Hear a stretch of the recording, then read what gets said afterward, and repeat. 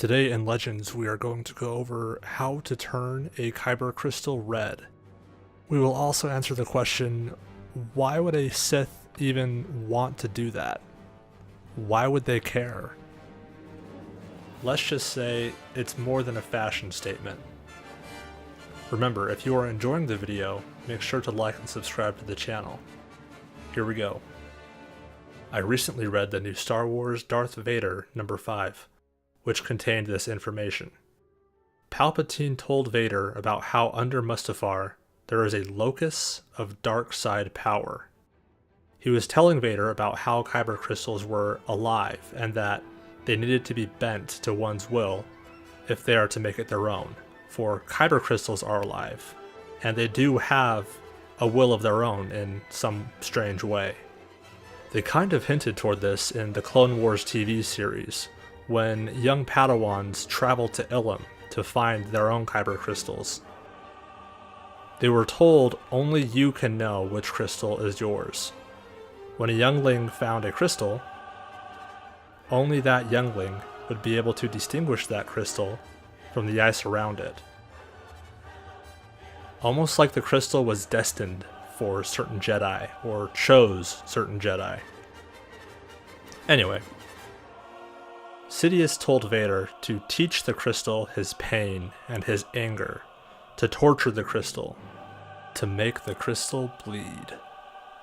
He did just that.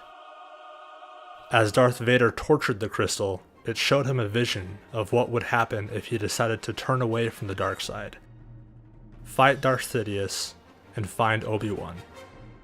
The crystal seemed to show him he would defeat Sidious, and Obi-Wan would forgive him. But Vader refused that future, and continued to torture the crystal.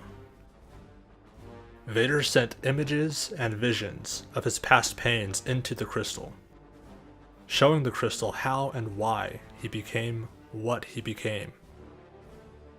He showed it visions of when Obi-Wan defeated him, of his mother dying, of Padme, teaching the crystal of pain, suffering, and anger.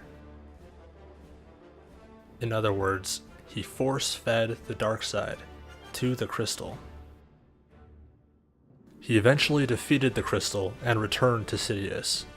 Still driven by the fury of the dark side he had been forcing upon the crystal, he unleashed some of it upon two of Sidious's guards, and showed Sidious his new prize.